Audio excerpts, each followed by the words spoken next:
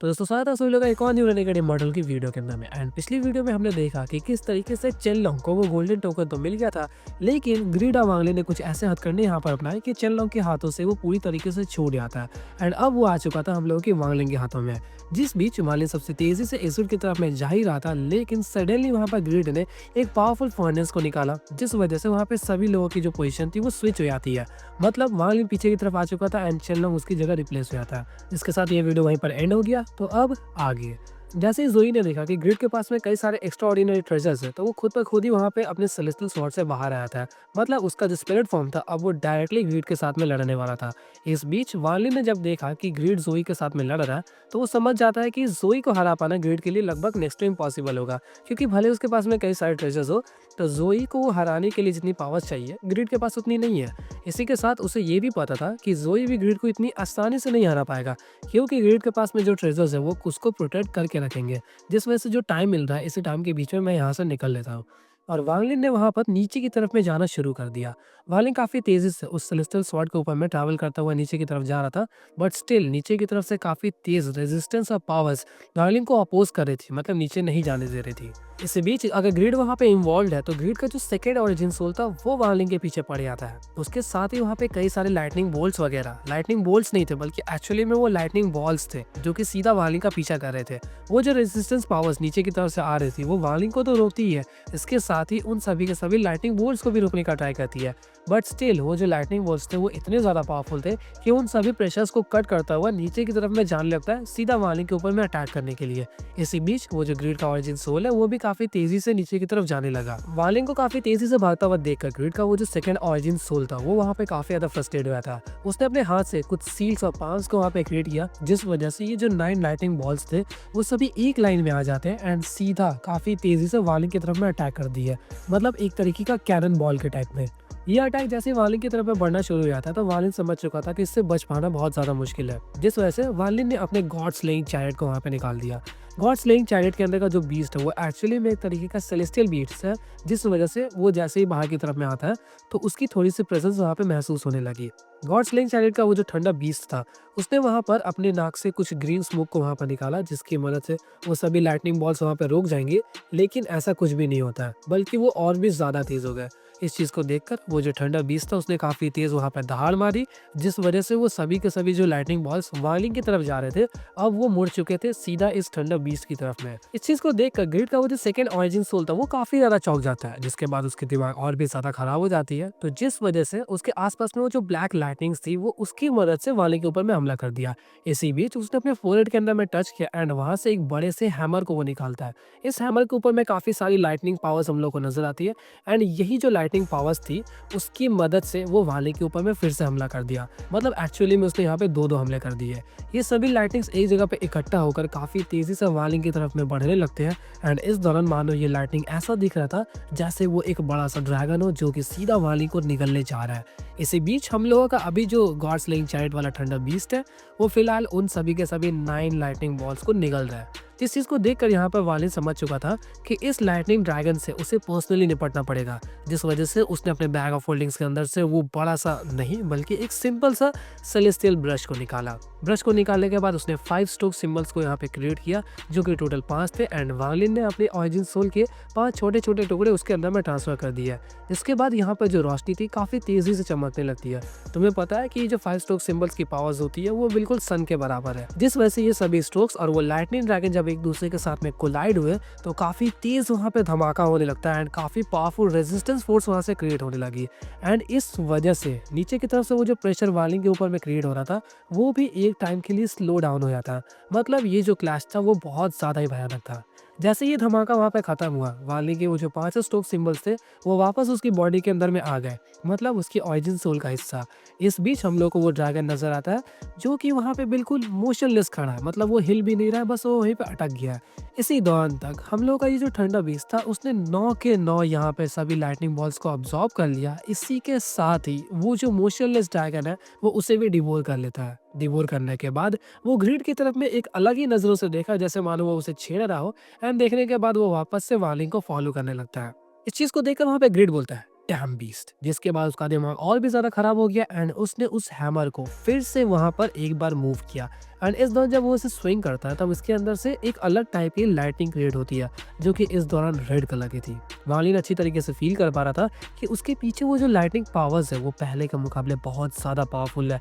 In fact उसके जो बाल थे वो वहाँ पर खड़े होना शुरू हो जाते हैं। तुम्हें पता लगता होगा कि जब भी लाइटिंग वगैरह लगती है तो वो वहाँ पर बाल वगैरह खड़े कर देते हैं, तो वांग लिन को वो चीज़ फील हो रही थी। जिसके बाद वांग लिन नीचे की तरफ में जाना बिल्कुल भी नहीं रुकता।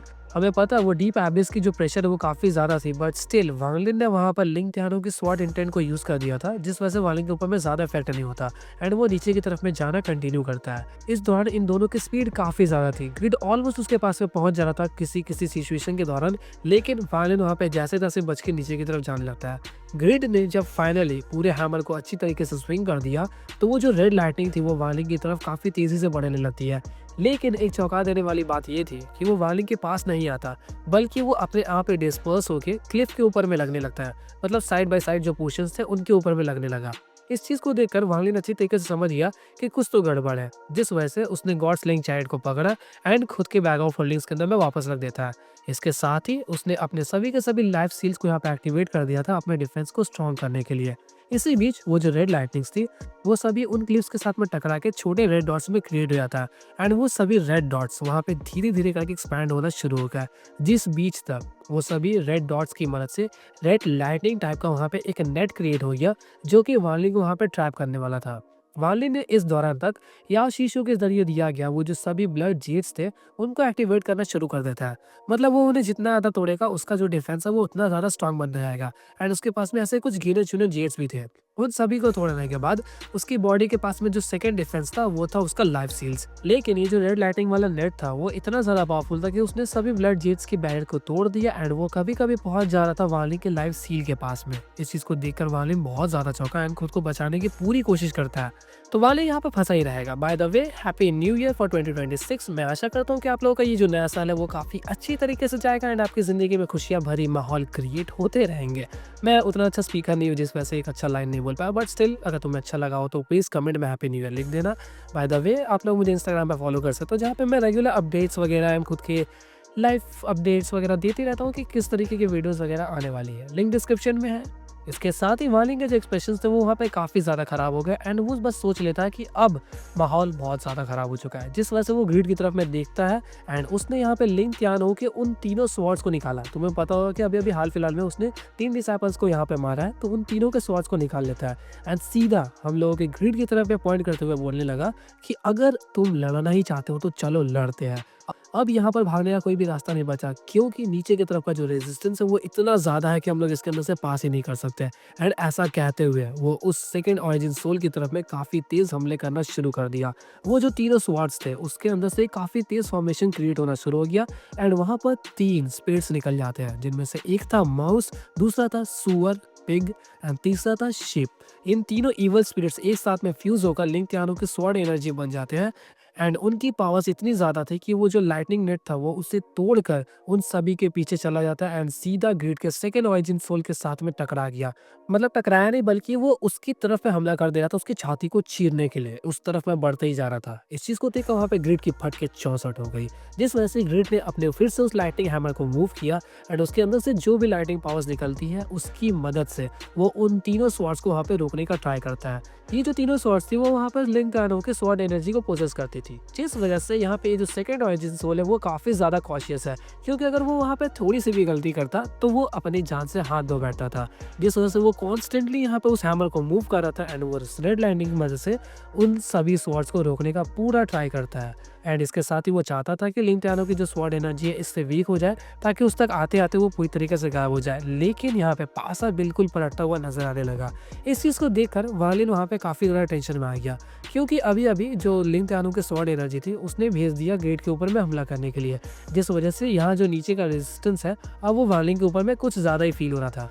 तो वांग लिन ने सोचा यहाँ पर कि क्यों ना इस मौके का फ़ायदा उठाया जाए एंड वो काफ़ी तेज़ी से उन सभी ब्लड जेट्स को क्रश करता हुआ उन बैरियर्स को क्रिएट कर रहा था एंड उन रेजिस्टेंस पावर्स की मदद से वो ऊपर की तरफ उड़ना शुरू कर देता है, मतलब सीधा ग्रिड के सेकंड ऑरिजिन सोल की तरफ में। यहाँ पर वांग लिन कॉन्स्टेंटली उन जेट्स को इसलिए क्रश कर रहा है क्योंकि उसकी बैरियर्स की वजह से वो वहाँ पर जिंदा बचा हुआ है, वरना एक बार जब लिंग त्यानो के वो स्वॉर्ड एंटेड यहाँ से चली गई तो उसे पर्सनली पूरा का पूरा अपने लाइफ सील्स के ऊपर में डिपेंडेंट होना पड़ता, जो कि उसके जान के लिए जानलेवा हो सकता था। जिस वजह से वो इन सभी ब्लड बैरियर्स की मदद से सीधा ग्रीड के सेकंड ऑरिजिन सोल की तरफ में हमला करने के लिए बढ़ गया। इस दौरान वार्लिन काफी तेजी से ऊपर की तरफ में जाने लगा। इस चीज को देखकर ग्रीड का वो जो सेकंड ऑरिजिन सोल था उसने उस नेट को वापस से काफी तेजी से कॉन्ट्रैक्ट कराना शुरू कर दिया ताकि वार्लिन उसी के अंदर में फंस जाए। लेकिन सिचुएशन अब उसके हाथों से बाहर जा चुका था। वार्लिन ने एक चीज को नोटिस किया कि वो जब जब अपने पावर्स को यूज कर रहा है, मतलब ग्रीड का ऑरिजिन सोल, उसके माथे के बीच में मतलब फोरहेड के पास में एक अलग टाइप का सिंबल क्रिएटेड है जो कि डे बाय डे डार्क होते आ रहा है। मतलब यूज बाय यूज वो डार्क होते आ रहा था। इस चीज को देखकर वालिन वहाँ पे समझ जाता है कि यही वो मार्क है जिसकी मदद से ग्रीड अपने सेकेंड ऑरिजिन सोल को यहाँ पे कंट्रोल कर रहा है। तो उसने सोचा कि उसे सबसे पहले इस मार्क को वहाँ पे डिस्ट्रॉय करना पड़ेगा। जिस वजह से उसका जो सीधा हमला था वो उस मार्क के ऊपर ही होने वाला था। इस बीच तक यहाँ पे वार्लिन बहुत ज़्यादा एनरेज्ड हो चुका था क्योंकि उसकी काफ़ी ज़्यादा एनर्जी यहाँ पे एग्जॉस्ट हो गई। यहाँ पर वार्लिन ऑलरेडी गुस्से में आ गया क्योंकि वो बस यहाँ पे सोचने लगा कि उसकी जो लाइफ सील्स है उसे बताया गया था कि वो जितनी बार भी यूज़ किया जाएगा उतना ज़्यादा पावरफुल होगा, इंक्लूडिंग अगर उसके सामने में उससे भी ज़्यादा पावरफुल कल्टिवेटर्स होंगे। तो ये सभी बातें वार्लिन ने उस ग्रे रोब वाले कल्टिवेटर से सुनी थी जो कि ऑल सीर का एक तरीके का ऑरिजिन सोल ही था। तो यहाँ पे वार्लिन सोचने लगता है कि ये ऑर्डिनरी स्पेल्स के सामने काफ़ी अच्छा डिफेंस क्रिएट करता है, लेकिन पावरफुल कल्टिवेटर्स के सामने ये वीक पड़ने लग रहा है। जिस वजह से उसे ऐसा लग रहा था कि उस ग्रे रोब वाले कल्टिवेटर ने वहाँ पर उसे या तो धोखा दिया है या फिर ये जो सेलेस्टियल स्लॉटर आर्ट है लाइफ सील्स वाली, इसके अंदर में कोई इम्परफेक्शन है। जिस वजह से उसका पारा और भी ज़्यादा गुस्सा हो चुका था एंड वो काफ़ी तेज़ी से ग्रीड के सेकंड ऑरिजिन सोल की तरफ में बढ़ने लगा। वार्लिन ने यहाँ पे सभी स्वॉर्ड्स को फिर से कंट्रोल किया एंड लिंक त्यानो की वो जो तीनों स्वॉर्ड एनर्जी थी काफ़ी तेज़ी से उन सभी नेट्स को चीरता हुआ सीधा ग्रीड के सेकंड ऑरिजिन सोल की बॉडी के अंदर चला गया।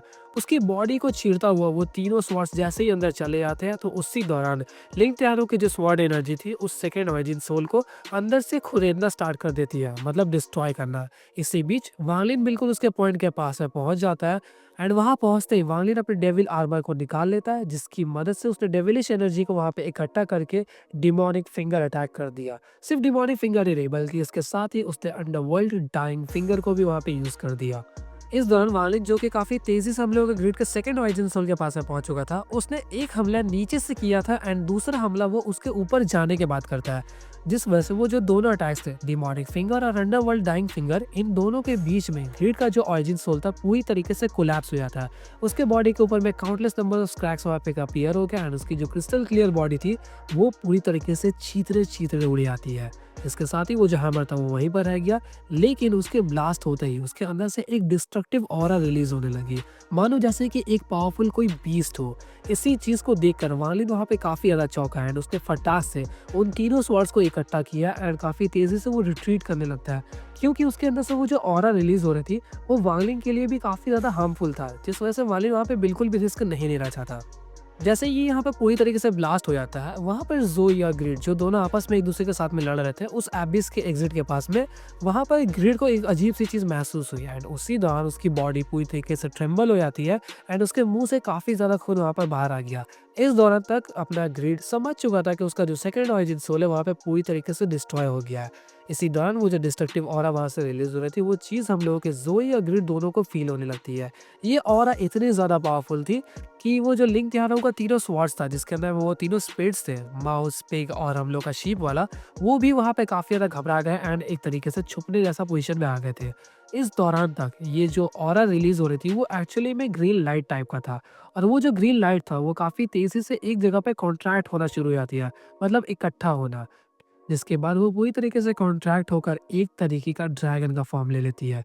इस चीज़ को देखकर वार्लिन वहाँ पे बहुत ज़्यादा चौंका है क्योंकि ये एक्चुअली में कुछ और नहीं बल्कि ग्रीन लाइटनिंग ड्रैगन था, सॉरी एंशिएंट थंडर ड्रैगन, और ये बहुत ज़्यादा फेमस होता है, इसकी पावर्स भी बहुत ज़्यादा होती है। इसी दौरान हमें पता चलता है कि ग्रीड ने एक्चुअली में इस एंशिएंट थंडर ड्रैगन को कैसे पाया। हमें पता चलता है कि जब ग्रीड बच्चा था, मतलब फाउंडेशन एस्टैब्लिशमेंट ड्रीम के अंदर में, तब वो एक क्लिफ्स से मतलब पहाड़ से नीचे की तरफ में गिर गया एंड उसी दौरान उसे ये ancient thunder dragon as a baby के फॉर्म में रूप में मिला, मतलब वो एक बच्चा एंशिएंट ड्रैगन उसे मिल जाता है। जिसके बाद ग्रीड को इस बारे में नॉलेज थी तो उसने इसे अपने साथ में ही रखा। कई बार जब ग्रीड के ऊपर में हमला हुआ तो वो इस एंशिएंट थंडर ड्रैगन की मदद से, मतलब इसकी ऑरा की मदद से वो खुद को प्रोटेक्ट भी कर लेता था, क्योंकि तुम्हें पता है ना ऑरा फील होने के बाद कई सारे पावरफुल कल्टिवेटर्स लड़ने भी नहीं आते, तो सिर्फ ग्रीड के भी साथ में ऐसा सिचुएशन चल रहा था।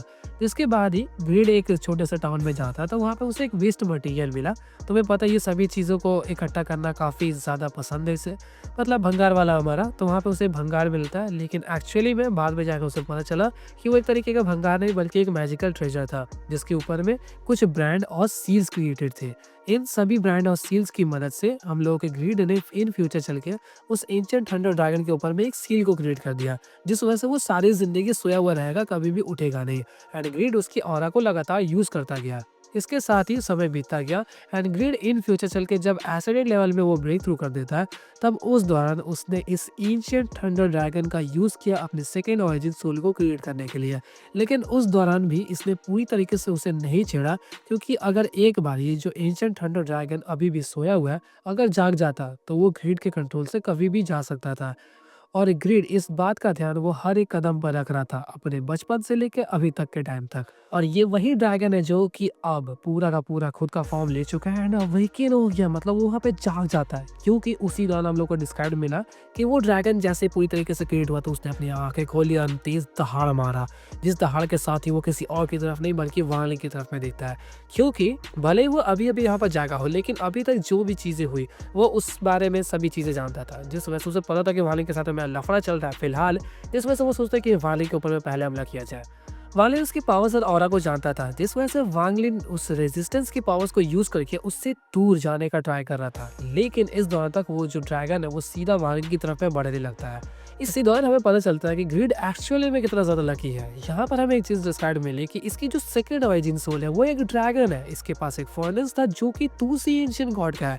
इसके साथ ही इसकी जो कल्टीवेशन लेवल है वो काफी ज्यादा तो होगी, लेकिन भगवान का जो किस्मत है वो इसके साथ में ही है। क्योंकि जब ये 8 साल का था तब इसकी किस्मत इतनी अच्छी थी कि इससे 5 इयर्स ओल्ड सोलोमन सील मिल जाता है। एक तरीके का प्लांट होता है जिससे पावर्स काफ़ी ज़्यादा बढ़ जाती है एंड इसने गलती से उसे खा भी लिया। खाने की वजह से इसकी पावर्स की मदद से वो मरता नहीं है, बल्कि एक्चुअली में उसकी फाउंडेशन एक कल्टीवेटर की बन गई, जिस वजह से वो कल्टीवेट भी कर पाया। और भी ऐसी कई सारी चीज़ें इसे यहाँ पर मिली होंगी, जिस वजह से वाली को ऐसा लगता है कि ये एक ऐसा कल्टीवेटर है जिसके पास में हेवेंस लक है, मतलब इसकी किस्मत बहुत ज़्यादा अच्छी है। इस दौरान तक वो जो बड़ा सा ड्रैगन था वो वाली का पीछा करना शुरू कर दिया था एंड वाली वहाँ पे एक करवाहट भरी स्माइल लेकर काफ़ी तेज़ी से भागने लगता है। जब वो इस टाइड अबेस के बिल्कुल डेप्थ की तरफ में जाने लगा, तो वो एक सर्टेन पोर्शन की तरफ में काफ़ी पावरफुल सक्शन फोर्स क्रिएट हो रहा था, जो कि सभी चीज़ों को अपनी तरफ में खींचता है। तो वाली ने वहाँ पे बिना हिचकिचाए उस बॉटमलेस पिट के अंदर में जाना शुरू कर दिया। इस दौरान तक वाली को पता था कि उसके अंदर में ऐसा कोई भी चीज़ हो सकता है जो कि उसके लिए जानलेवा हो। तो वो ट्राई करता है कि वो जो बॉटमलेस पिट है उसके अंदर में एंटर करने के दौरान वो साइड बाय साइड में जो क्लिफ होंगे उसके पास में ही रहे, ताकि वो उन चीज़ों को पकड़ के खुद को थोड़ी देर के लिए बचा पाए। इसके साथ ही उसने अपनी सेलेस्टियल स्पिरिचुअल एनर्जीज को भी पूरी तरीके से एक्टिवेट कर दिया।